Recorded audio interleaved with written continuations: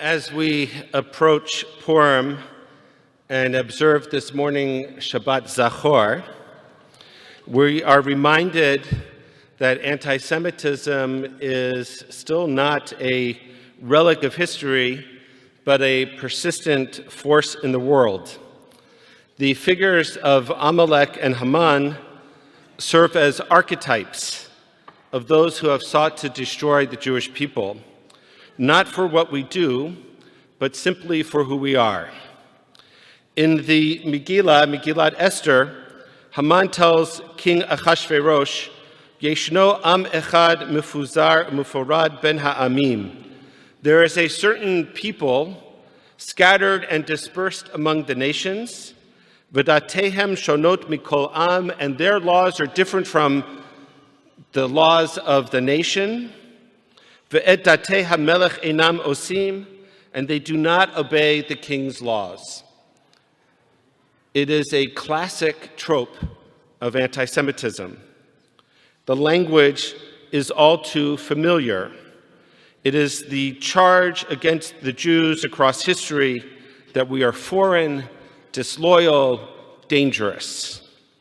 And then we have Amalek, whom we are commanded to both remember and to erase. Zachor et asher asa lecha Amalek, remember what Amalek did to you. Asher korcha b'derech v'yizabnev becha kol hanechashalim acharecha. How he surprised you on the way, striking those who were the weakest. Amalek represents the opportunistic, violent anti-Semitism that preys on Jewish vulnerability. These two models, Haman's ideological anti-Semitism and Amalek's violent opportunism, still exist today. Tragically, recent events show that the threats Jews face are not merely historical. Hate crimes against Jews are up 322% in Canada in the last 10 years. 322%. Since the 7th of October, hate crimes against Jews in Canada represent 70% of all hate crimes. 70% of all hate crimes. And we are less than 1% of the overall population. At the National Forum on Combating Anti-Semitism that I attended this Thursday in Ottawa, we heard from Minister Rachel Ben-Dayan, who shared a personal story, how she was walking through her neighborhood with her 6-year-old daughter, and her daughter asked, "Mommy, why is there blood on your face?" Rachel was a little bit taken aback at first, and then she saw one of her campaign signs on somebody's lawn, and on that campaign sign was splattered red paint to be blood. And on other campaign signs were drawn over her face a red Nazi swastika. She told us how horrifying it was to have to explain this to her daughter. And this is just one incident in a disturbing trend about which we have become all too familiar. Jewish students facing harassment on university campuses, anti-Semitic vandalism in major cities, and hate crimes that often go unprosecuted. At the National Forum on Combating Anti-Semitism, government officials from 3 major ministries in our government. It's never a bad thing when 3 major ministries of our government come together to talk about anti-Semitism. Justice, public safety, and language and culture. They came together to acknowledge these challenges and to announce 12 steps that they were taking in order to combat anti-Semitism. Now, I have to admit, it was also a little bit odd to be at a national forum of anti-Semitism a couple of days before the current government is probably going to disappear. But nevertheless, to bring together 250 people from across government and from across civil society to come together to talk about this and to announce new initiatives that will likely continue into the next government, whoever has the opportunity to form that government, I think is a good thing. Or at the very least, it's never a bad thing that government comes together and brings civil society together and law enforcement together in order to combat such an important topic. Some of the steps that the government promised to do is to create a national action plan that will work across all elements of government, federal, provincial, and local. They announced $10 million for grassroots organizations to support community efforts to combat hate through the Community Resilience Fund, which in many ways I think is the most important action that can happen, because law enforcement can only do so much. If we don't address the cancer of anti-Semitism within civil society, it will never be reduced or eradicated. There was more money for police training. There was a commitment for better tracking and transparency about hate crimes and anti-Semitism within public reports to monitor the progress against combating it. There was talk about criminal code amendments. There are 4 major laws in the criminal system, in the penal system, that address hate crimes. 3 out of the 4 require the support of the Crown Prosecutor, which is one of the reasons why it is so difficult to prosecute hate crimes in Canada, because there aren't enough Crown Prosecutors that A, are expert on hate crimes, and B, that bar for prosecution is too high. So one of the things that we talked about was streamlining the ability to prosecute those who are guilty or at the very least accused of committing hate crimes. We talked about accountability in government funding, ensuring that all federal funding aligns with the Charter of Values and is not misused. And finally, we talked about expanding the IRA definition of anti-Semitism that Ambassador Deborah Lyons and our own member Noah Liu spent so much time creating through consultations across the country to create the first ever handbook for the implementation of the IRA working definition of anti-Semitism in the world.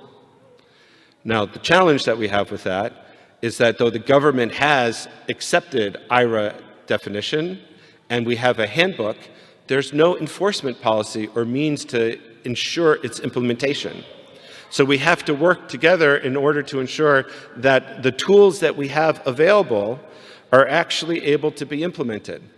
And this was the most interesting learning that I had being at this forum, is that there are a lot of tools that we have in Canada to combat hate and anti-Semitism. The problem is, it doesn't seem that the left hand and the right hand of all the ministries are talking to each other in order to do so in a coordinated and effective way.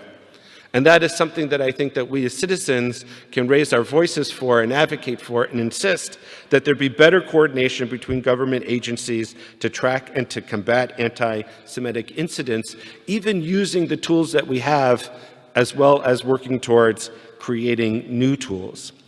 There needs to be consistent messaging.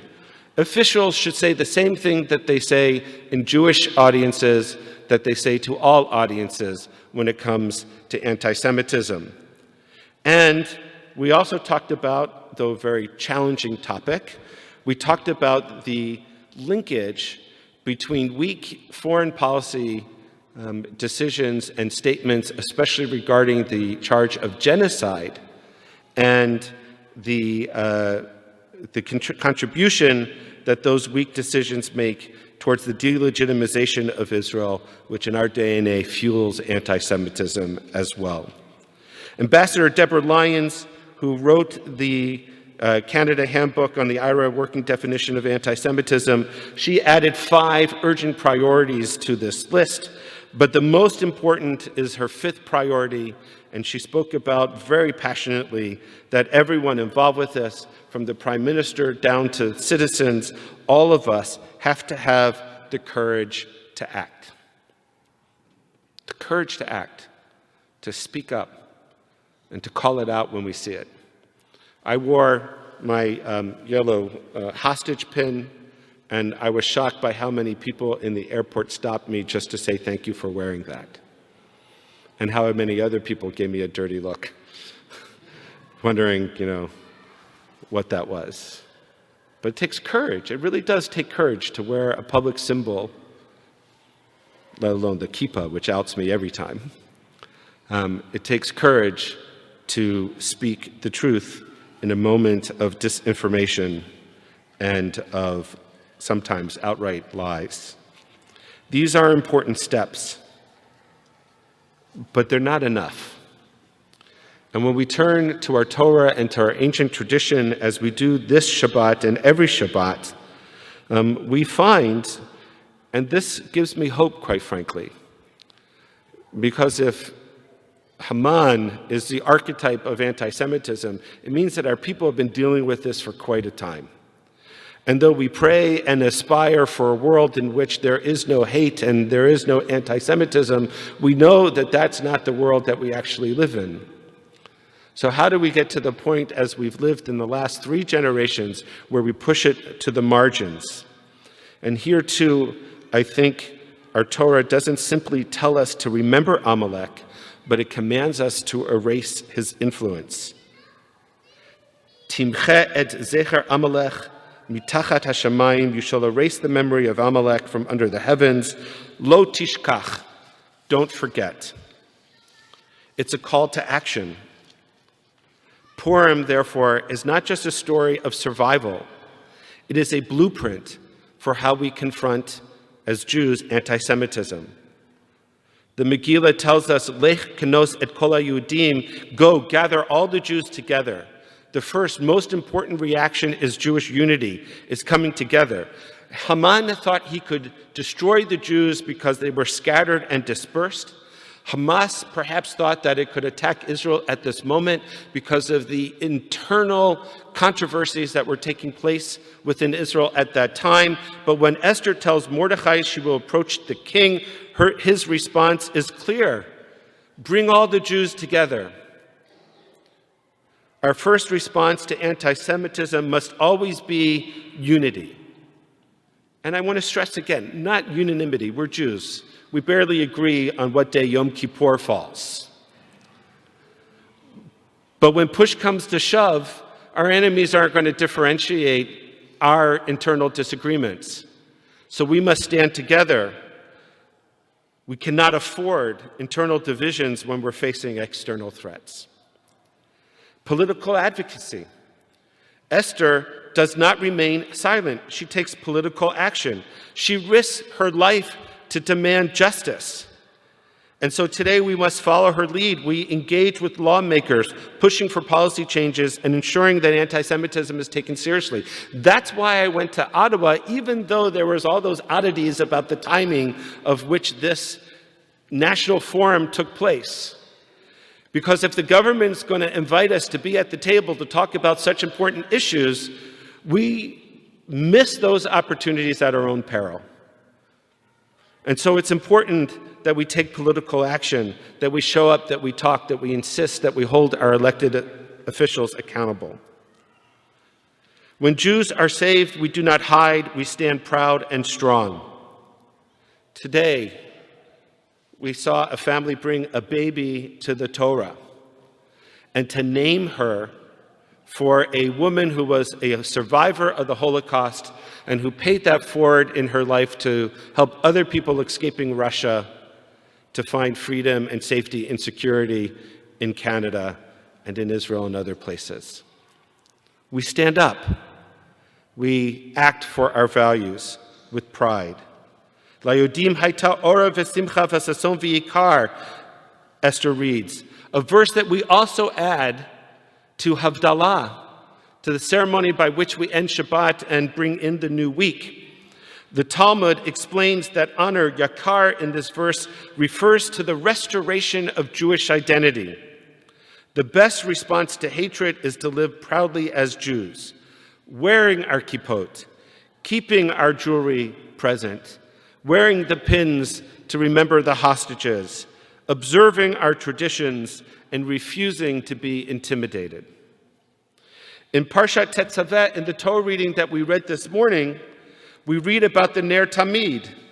V'ata tetzavet b'nei Yisrael, and you shall command the children of Israel, v'yikhu lecha shemen zayit zach katit lema'or, to bring you pure olive oil, crushing for lighting, lahalot ner tamid, to kindle the ner tamid, the lamp, continually. The ner tamid, from the Mishkan to the Beit Mikdash to our very sanctuaries, the ner tamid, the eternal flame, represents our resilience, that even when we are crushed, we continue to shine. On this, Rav Kook teaches, Hatahor b'yoter ba'orhu zeh ha'ma'or klepei chutz. The purest light is the one that shines onward.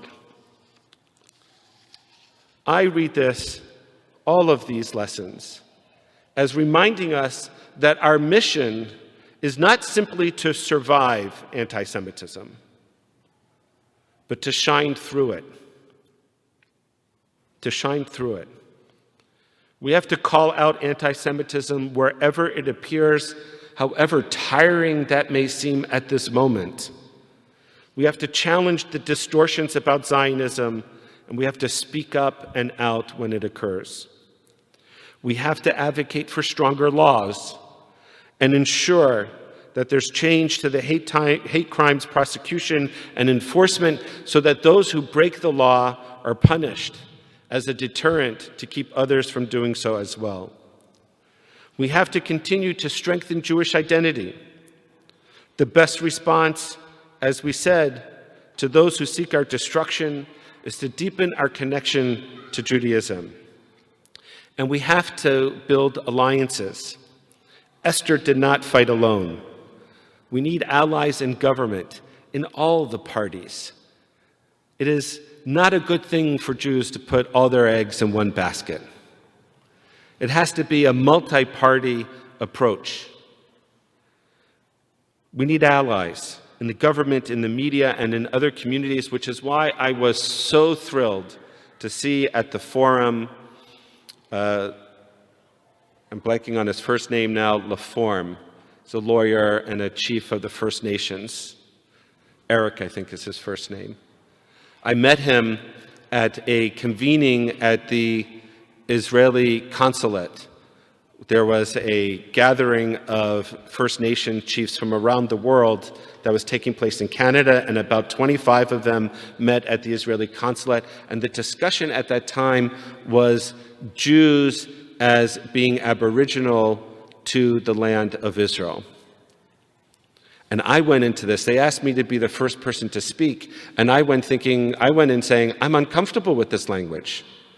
Because the whole language of colonialism and occupation comes out of the 17th century. And European imperialism, it doesn't come out of our tradition that goes back 1,500 years before that. So though I agree that we are original inhabitants to the land of Israel over the course of time, I didn't want to be guilty of usurping somebody else's cultural language for my issue.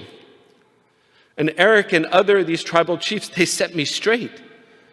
They said, no, you have to, because that's the language that people understand today. And so he was there, and his wife was there, and other non-Jewish allies, preachers, civic leaders, law enforcement, government officials, they were there. And the language, the talk across the tables was inspiring. Because sometimes in the tsunami of anti-Semitism, and when we doom scroll on our phones, all the bad things that are happening in the world, we feel so alone. But the truth is, we're not. We're not alone. We do have allies. We have to nurture those relationships, and we have to expand them. As we prepare for Purim, we remember that Jewish survival has never been about passivity. Like Esther, we must have the courage to speak up. Like the Ner Tamid, we must keep our flame burning. Like our ancestors, we must never let Amalek go unanswered. Chazak ve'amatz, says Joshua. Be strong and courageous.